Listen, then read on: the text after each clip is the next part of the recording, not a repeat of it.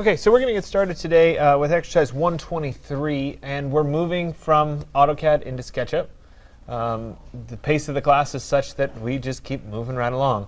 I did extend the deadline. All of you look like you know that anyway for the assignment 105, so that's due on Monday now. So you have a little bit more time. Remember, if you walk in on Monday morning thinking you're going to plot, even if you come in early, it's probably not going to work. So try to do it at the end of this week. Do it on Friday, do it on Saturday. Make sure you give yourself enough time so that it gets out. That is a graded part of this assignment because it's one of the student learning outcomes for the class. So you have to be able to plot out of the plotter and be comfortable doing that. So anyway, if you guys want to try to do it today, that's okay with me as well. Even if you make a few changes between the final version and the one that you do, that's okay too. I just want to print because I can prove then that you were able to print. Yeah. Is it necessary that we have to print it here, or you can print it anywhere? You could print it somewhere else. It's just going to cost you a lot more to print it somewhere else. But yeah, absolutely. Generally speaking, if you're going to print at a professional print shop, you're looking at somewhere between $1 and $7 per square foot of print. So a 24 by 36 sheet is going to be, at minimum $7-ish. At max, $40, depending on what you're trying to do and what paper is and whatever. Here, if you print through the GoPrint system, it's 25 cents. Oh darn. And if you print by plugging the USB directly into your computer or one of these computers, which is what you should do, that 25 cents goes away. So it's not about the recovering the ink, it's about getting the print to work. And so I'm not telling you that as a workaround to not pay your money. I'm telling you that because I want it to actually work for you. Anyway, that being said, today we move into SketchUp. My guess is, and this is quite entertaining for me every semester because when I first started teaching this class 11 years ago, when I asked how many people have worked in SketchUp before, nobody raised their hand. They didn't even know what SketchUp was. But I will ask you right now, how many people have worked in SketchUp before? I think I have pretty much everybody raising their hand. So my goals in teaching SketchUp have changed a bit. SketchUp is still part of the class, but I spend a lot less time focused on how do you actually make something in SketchUp and a lot more time in how do you make SketchUp look good at the end, because it doesn't look good by default. So we're going to spend a lot of time on the making it look good part and much less time on the actual modeling, though you will end up spending time modeling because you have to make something to begin with. So today I'm going to spend a little bit of time for those people that have never really worked in SketchUp, or maybe for those of you that have worked in SketchUp but haven't found a really smooth way of working in SketchUp. I'm going to try to talk through some of the complications of SketchUp and how you work in SketchUp to make your life a little bit easier. At least that's my plan. And then I actually will end up splitting today's lecture. I'm going to talk for a little bit. I'll stop. You guys will work, and you're going to build this Francis Ching cube house-ish. If you make some modifications, that's okay. If you want to customize it a little bit to your liking, that's okay too. But it's a good exercise in getting you kind of flowing with SketchUp. And then at the end of class, so I'd say probably at about 10 or so, maybe 9:45, I'll come back and I'll show you the collage process in SketchUp, kind of the early, in Photoshop. So a little bit of how do we get out of SketchUp into Photoshop, do a little bit of collage work, not too much today, and it'll kind of help you in this process for what we're going to be doing. So it'll be split today, and I'll start talking again at about, let's say 9:45. That gives us enough time for me to talk and for you guys to actually do it before the end of class. Next class, we will work on your cabin, your Yosemite cabin in SketchUp. You'll learn an incredible amount when you try to build it in 3D because you thought stuff worked when you did it in plan view, and unless you're really good at visualizing things flat, you're going to learn some stuff when we try to build it in 3D. But I will spend some time talking about how, if you have an AutoCAD file, how do you bring that AutoCAD file in and work with it in SketchUp and use it as a reference, etc. So you guys all have a good floor plan. We'll talk about bringing that floor plan in going forward. So I'm going to start with SketchUp. On these computers, we have Sketchup Pro 2018. I forget whether Google's released, or it's not Google anymore, it's Trimble has released their SketchUp 2019 yet. It's possible that they have, and if they have, and you have it on your own computer, and you try to work on this computer, there's going to be some compatibility challenges. So make sure you, if you work on your own computer, make sure you save it as a 2018 because that's what we have on these computers. I'm also seeing here that our license expires in 39 days, which I think gets us to the end of the semester, but it's a little close. Anyway, so when I first open SketchUp here, it opens up with this default splash screen. Under the template settings, it doesn't really matter which template you pick. We're going to be working in feet and inches. I personally prefer the architectural design feet and inches just because it doesn't have the green ground and the blue sky. It's a little bit more gray, and for me that's a personal preference. If you want to work in the other template, it's fine. We can also customize that look after the fact, so it really doesn't matter at this point. So I'm going to pick the architectural design feet and inches, and I'll go ahead and start using SketchUp.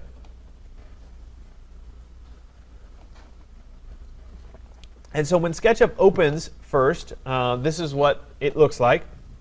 We have a three-dimensional space this time. It's denoted by an x-axis, a y-axis, and a z-axis, and those are red, green, and blue respectively. The dotted lines here going the opposite directions are the negative. So this point where all the lines meet is, in three-dimensional terms, is 0, 0, 0. So that's the coordinate of 0, 0, 0. SketchUp also always has a little person that comes in when you first open up SketchUp. The first thing I do when I open up SketchUp is delete the person, which I think most of you do that too. You don't have to, but I'm going to. So I clicked on her and I pressed the delete key to make her go away. The other thing that I tend to like to do is I like to bring up what's called the large tool set. So I have a few more of the tools available to me. If I go to the tools menu, sorry, they moved this stuff around a little bit. Sorry. Let's go to Window. I'm just failing miserably. View, Toolbars. And I'm going to check the large tool set. There we go. So that was under View, Toolbars, and then Large Tool Set. I checked that box.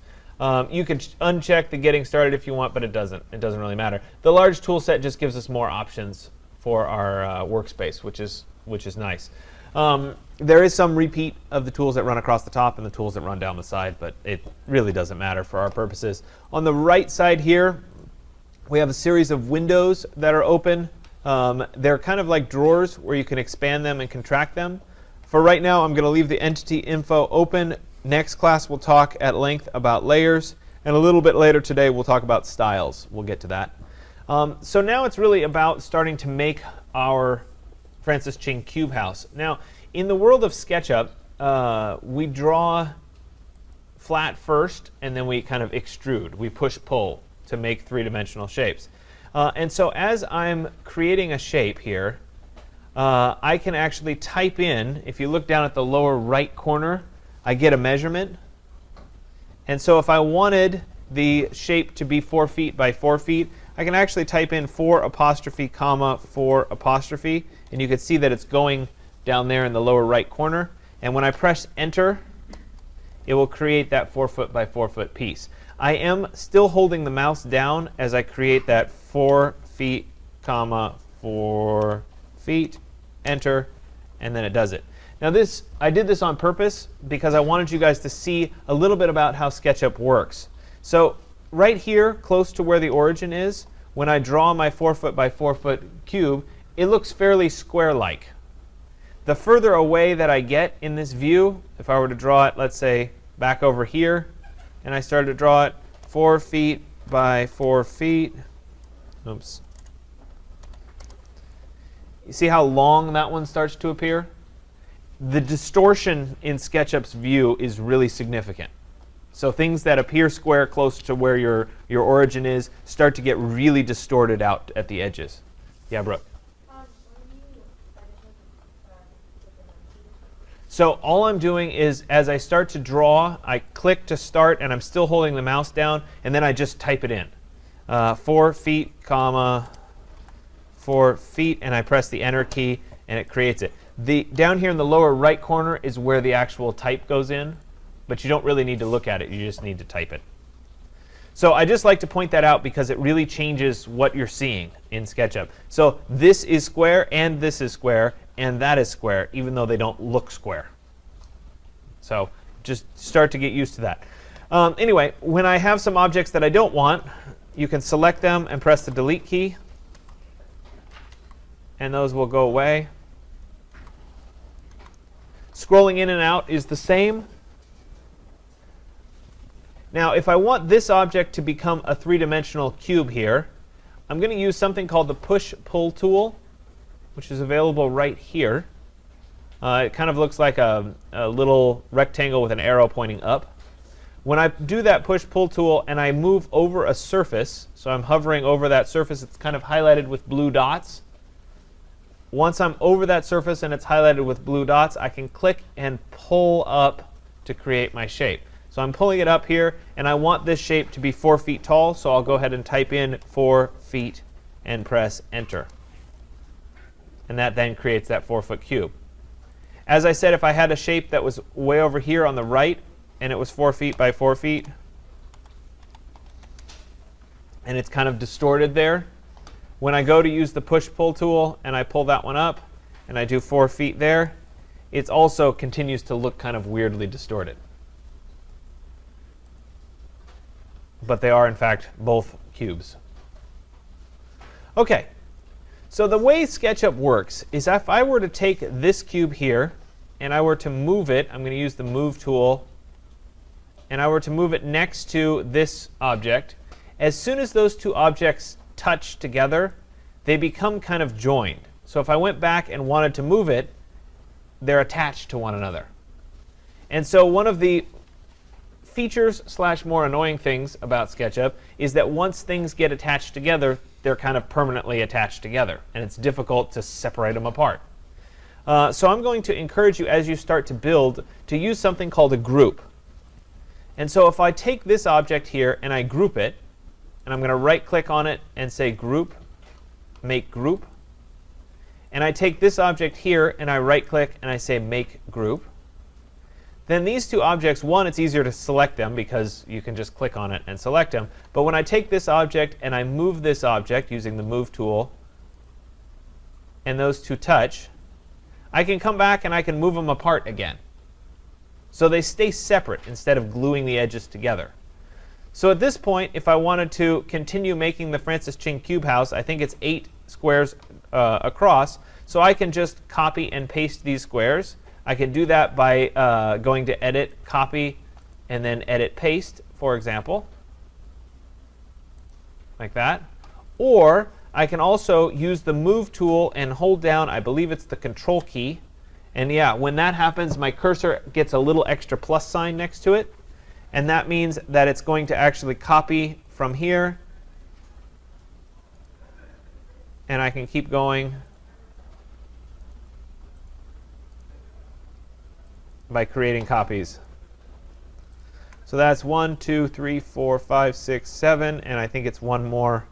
I'm doing this by memory, and there's 8. I probably need to pull back up that example here. 1, 2. Yeah, it's 8. OK. So the next piece of this, oh, by the way, to orbit in SketchUp, you're going to hold down the middle mouse button, and you can then orbit. For those of you that are in my Rhino class, I apologize right now. This is going to mess you up the whole time, because every time you're going to right-click to orbit, and you can't in SketchUp. So I'm going to keep doing it, too. I just did it. So it's just one of those things that is what it is.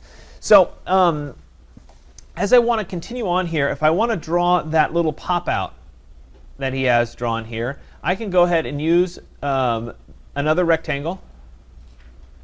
And I could draw this rectangle again at 4 feet, 4 feet, like that. And then I could use the push-pull tool and pull it up. Or I can chop it off right here ahead of time. And so what happens in SketchUp is whenever you have a surface, in this case I have a surface, if I have a line that divides that surface, so if I create a line there and there, it will actually split this surface into 2 pieces, 1 and 2. If I delete that line, that surface joins back together into one surface. So I can delete, I can draw that diagonal, and then I can come in and I can delete those 2 lines and this surface, and I get just that piece of the triangle. If I draw a line from here to there, and then back down here, I'll create another surface.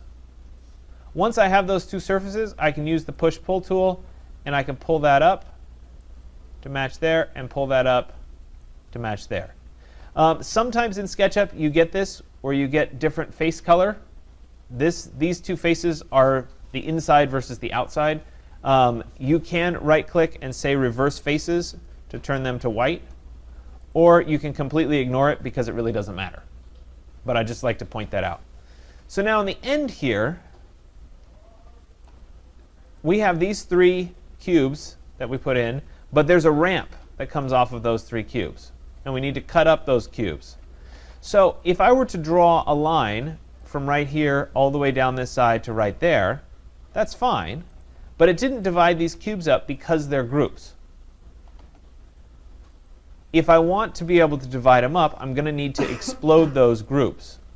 So I'll take each one of these, I'll right-click, and I'll say explode. I'll take this one, right-click, and say explode. And you see as soon as that happens, this surface is divided. Same thing here, right-click, and explode.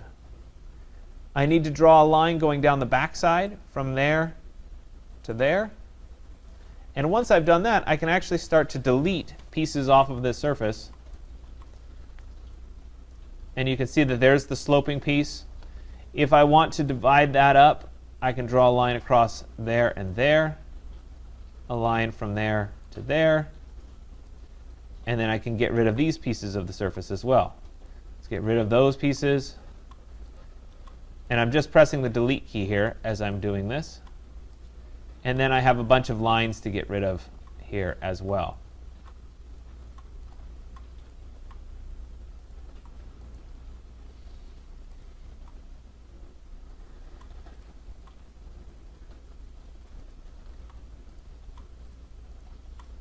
All right, so now I have that sloping on that side. These faces are again backwards, so I can right-click and say reverse faces to get the white side up. And there we are. It's time to continue on and make the next row of blocks.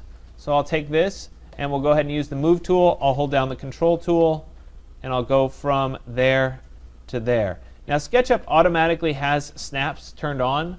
So when you're creating these objects, it's always useful to think about where you're going to copy from and to. So if I, for example, copied from this corner, I have nothing to snap to.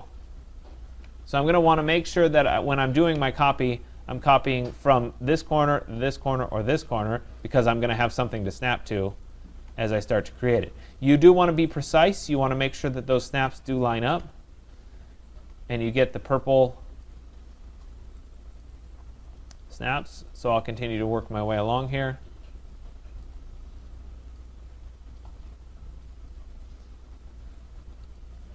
Like so. Oops. One more. And like that. Yeah. So the way I'm copying, I'm using the Move tool, and I'm holding down the Control key on the keyboard. So if you wanted to speed things up a little bit, I could also select this first one, hold down Shift, and select this whole row. And then use the Move tool, hold down the Control key to copy, and I can work my way back.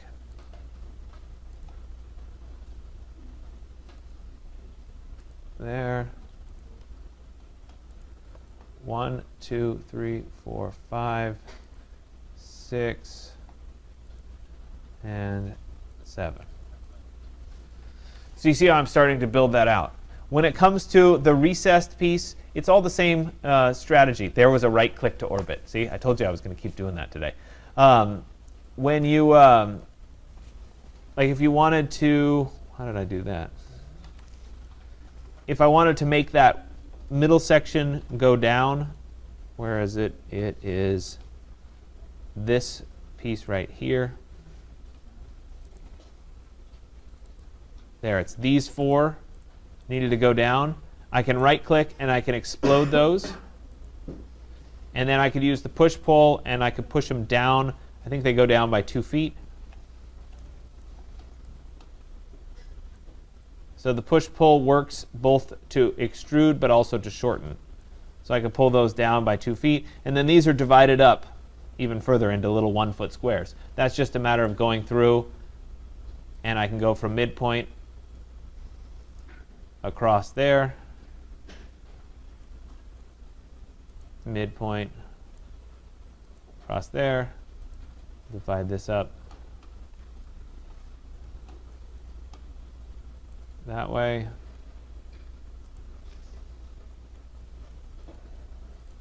And then it's another set of virtually the same thing.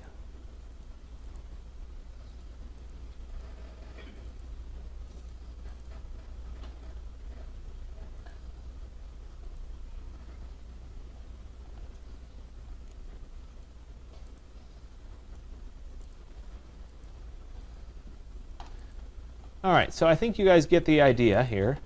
So you can certainly divide them. You could also, as you start to build this up, when you use smaller pieces, you could make another group that is a 2-foot by 2-foot cube and create that. Sorry, that was wrong. So I could draw in here.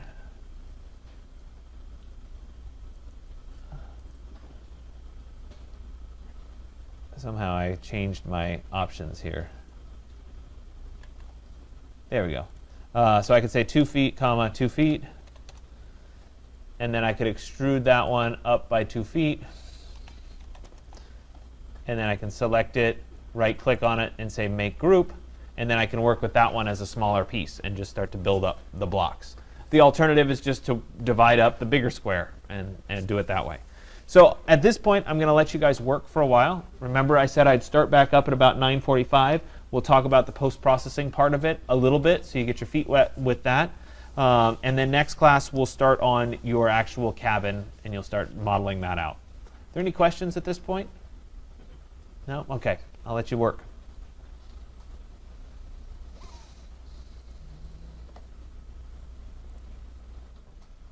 All right, so as promised, I'm going to show you the second half, the initial Photoshop collaging part. So I went ahead and jumped forward into a finished cube house model. If you didn't finish, that's okay. However far you got is perfectly fine. I want you to take where you are right now and then move into the collage part so you can make sure you can get it done by the end today. So a couple things that we're going to point out. This is, by the way, all connected to the there's a tutorial that'll walk through a lot of this stuff. If you go to tutorials and you go to SketchUp, we're going to do this SketchUp 4.4 styles for Photoshop. That's what I'm going to be walking through. And so you can come back to it. It walks you kind of step by step through all the stuff that I'm going to be creating.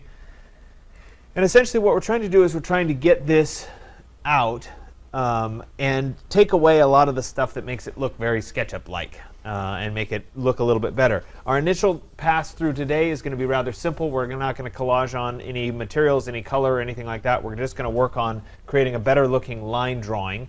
So the first part of this is deciding what the view should be. And frequently when you're modeling in 3D, there's lots of views that look like this, where you're looking down on an object.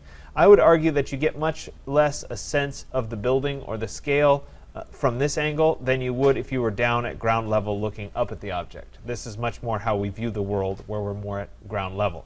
SketchUp has a nifty little built-in tool where you can actually position the camera as if you were a person.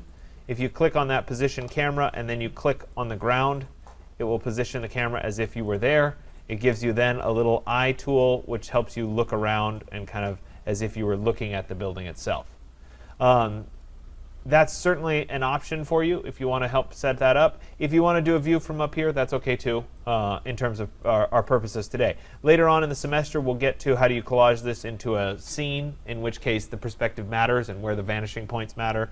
So we'll talk through all of that once we get to that level. But for our purposes today, all we need to do is see this in some kind of a view. Before we do any exports, though, I strongly encourage you to save the scene. It's kind of like saving a view in Rhino. The idea here is that you can always come back to this particular scene and re-export your work. So before we go into Photoshop, we're going to save the scene. I'm going to do that by opening up the drawer for your scenes, which is available right here. And all I have to do is click the plus icon there. I make the view look the way I want it. Then I click the plus icon and it will save it. Right now it's saved as scene 1. I think I could double click on it, or maybe I right click on it and I could say rename scene if you wanted it to be called something different. For my purposes, scene 1 is just fine. So I have scene 1 saved, and now it's time to start getting those outputs together. So when I start creating the outputs, the first one that I want is the most basic, simple line drawing that I can get. And that's available. We're going to open up the Styles menu. So if you're not seeing it, minimize and then look for where it says Styles. If you're not seeing this default tray on the side, you can show it by going to Window and then Default Tray, and you could turn on one of the particular drawers. I believe they're all on by default. So under the default styles here, there is a style for hidden line. It's about the 5th one over. And basically all it does is it converts our drawing into just black lines. Nothing too fancy. And that's what we want to start with. So I'm going to click on that hidden line style. I'll see it here. And there's a few other artifacts that are in the scene. The first thing that's available here is the axes. I'm going to go ahead and turn that off by going to the View menu and then unchecking axes. And that means that goes away. You see I'm kind of simplifying this drawing as best I can. If I had used some guides, I would also turn off the guides. And we currently don't have any section cuts or section fills, so I'm not going to worry about those just yet. So now I have this where I have no axes. I have just my, my building set up here. It's just in black and white lines. And at this point, I'm ready to do my first export. I'm going to go up to the File menu, and I will go to Export 2D Graphic. And this is going to allow me to save the 2D version of what I'm seeing on the screen. I will choose JPEG as my image type, and I will put it on my flash drive in today's folder. Sorry, if I can get to today's folder. And actually, I should make a folder for today. This is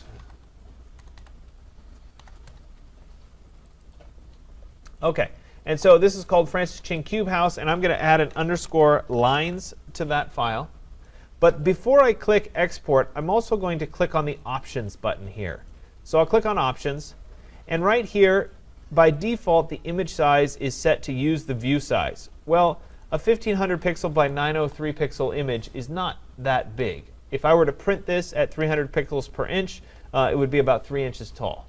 So it's not ideal in terms of our overall size. So I want to majorly increase these. To do that, I'm going to uncheck the Use View Size button, and then I will manually type in a height or a width. It's going to scale the other number, so you can pick either one. So maybe I'll do a height of 3000. And you see that the width then changes proportionately. My quality is set to better quality. That's good. This, by the way, if I was printing at 300, this would be a 10-inch tall piece. So that seems reasonable in its size. So you always want to kind of do mental math on that. So I have that. I believe SketchUp tops out at 9,999. I think that's the biggest size image you can export from SketchUp. But anyway, so I'm going to go ahead at this point and say OK. And then I'll click on the Export button. And it will export my graphic. There it is. So this graphic, I'll jump over and I'll open that up in Photoshop just so you can see what it looks like. Assuming that Photoshop opens for me.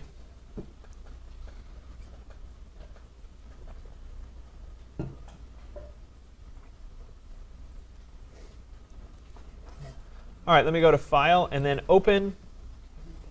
I'll navigate to my flash drive.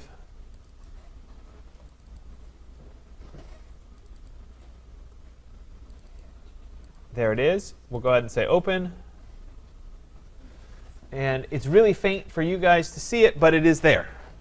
And it's just a very simple, plain line drawing. I think maybe if I zoom in, you can see it a little bit better. There it is. It's a plain and simple line drawing. That's fine. Now that I have that one, I'm going to come back to SketchUp, and I'm going to move on to the next export. And I have a variety of styles that I'm going to work to export. And again, all of these are available as you go through. You'll see the kinds of things that I'm doing. So the first one that I'm going to do is I'm just going to modify this just a little bit. And I'll do that by clicking on the Edit button. So again, this is in the Styles drawer here We have the hidden line selected. Next to it is Edit. There's Select, and then there's the Edit tab. I'm going to do that, and under the Faces or Face Settings, which is that button, I'm going to click the X-ray button. And that allows me to see kind of through the building a little bit. It adds a little bit of depth to all of those cubes. This is particularly nice on a cube building because it's obviously made up of all these cubes, so seeing it is not a bad thing. So once I have that showing, I'll go ahead and do this export. So I'll go to File and then Export 2D Graphic. The good news about SketchUp is the options are retained. So my size is already here. I don't have to specify that again. And this one, I'm going to append X-ray to it. So we'll say X-ray. And I'll go ahead and click on the Export button. Once that export is done, I'll turn off the X-ray. I'm now back to my basic hidden lines style. And at this point, I'm going to take a look at what the shadows on this building look like. So in SketchUp, we have the ability to turn on a sun and see the sun and the shadows. We go to the View menu, and we check the box for shadows, and we suddenly get what the shadows look like at a particular day and time. If we want to change the day and time, under the default tray here, there is a Shadows little window, and this allows us to swing the date and time. It's depending on, so there's the date. You can see how that changes. The time of day changes what the shadows look like. So what I'm going to ask you to do for this is to pick a shadow that looks good to you. It's not a specific time of day. Just pick one that looks good to you. Now when I do this export of the shadows, I don't want to export all the lines with it. The more I separate out these pieces, the easier it's going to be when I combine them together in Photoshop. So I have a lot finer control. So in this scenario, all I want are the shadows. So I need to turn off the lines. So I'm going to go back into my Styles drawer here, and I'm going to go to that Edit tab again. And with the Edit tab showing, I'm going to go back to the Edge Settings button. So we were on the Face Settings where we chose X-ray. I'm going to go back to the Edge Settings here, and I'm going to uncheck the box for edges.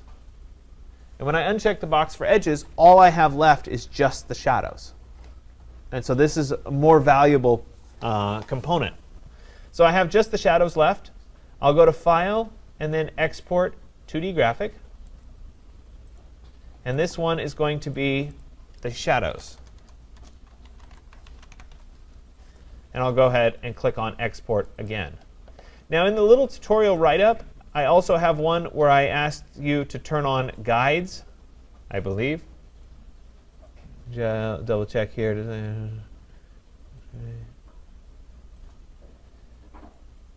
Yeah, there's one here where I'm asking you to do guides.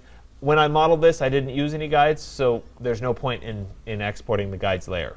So just I'm pointing that out. So we have the shadows. That's good. And the last one is kind of a style decision. So I'll let you guys pick through these. I'm going to turn off the shadows because I don't want to see them anymore. I'm going to turn back on my edges so I see my line drawing again. And now I'm going to look in the Styles drawer under Select at some of the other options that are available to us. And so again, this part starts to be more artistic. It decides, you have to decide what looks good, what doesn't look good. If I go to the sketchy edges, for example, there's a bunch of these that are set up. I have found over time that the Airbrush with endpoints, this one, it's the second one over, while it doesn't look particularly good in SketchUp, when you export it at a higher resolution into Photoshop, it tends to be pretty good. So I'm going to go ahead and export this one. I'll go to File, Export 2D Graphic. And I'm going to call this one Airbrush. And we'll export it. The other one that's nice is the pen gray, which I have to find. There's pen gray. This one is a little bit more casual looking, but it can be nice. I'll go ahead and export that one. File, Export 2D Graphic.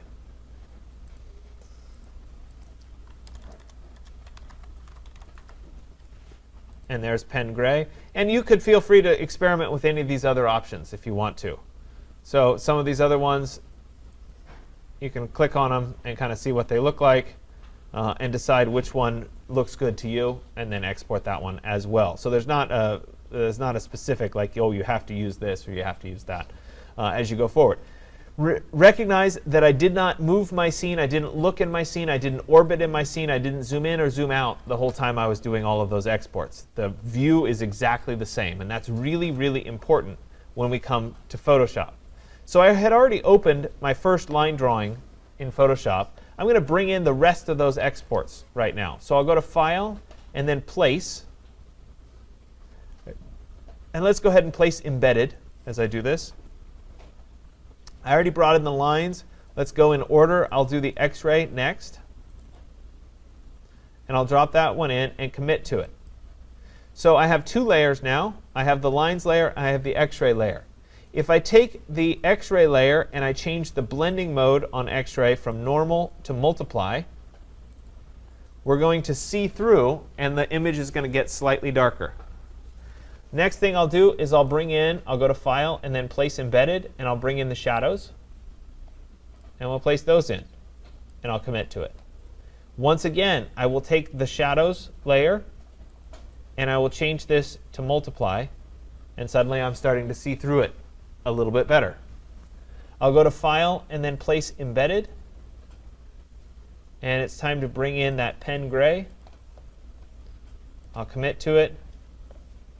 I'll change my blending mode into multiply, and there it is. Last one is the airbrush. I'll go to File and then Place Embedded. There's the airbrush, and we'll drop this one in as well. Same thing, our blending mode will change to multiply, and now we're starting to see the drawing. So there's, with the overlap of all these, you can see a little bit of the X-ray left, but it's not too overpowering. The lines are starting to get nice and crisp. It's starting to stand out. And this doesn't look like the SketchUp version. There's a distinct difference by the time you get into the export. We can take this a step further. We can start to tweak this using our Photoshop skills to decide, for example, how much of the X-ray we want to see. So here's the X-ray layer. It's on multiply. But if I adjust the opacity of this, I can control how much of that X-ray are we really going to see. Do I want a lot of it? Do I want very little of it? And so depending on where that slider is, I can control, and you guys can kind of see it appear or disappear depending on that slider. So that's a value for X-ray.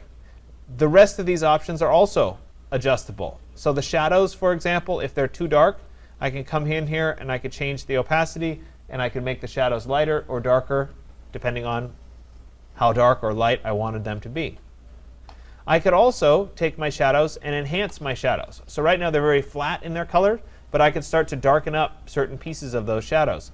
I could do a dodge and burn on top of the shadows layer. So to do the dodge and burn, if you remember way back to the photo part of the class, we would go to Layer, New Layer. Let's call this dodge and burn.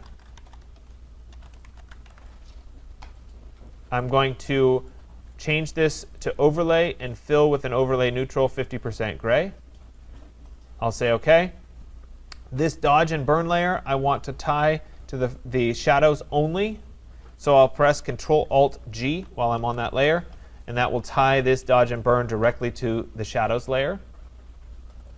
And then I'll go ahead and use the dodge and burn tools. I'm going to start with the burn tool here. I'll make my brush a little bit bigger, maybe not quite that big. And I can actually darken up the shadow up there in the top part of the view.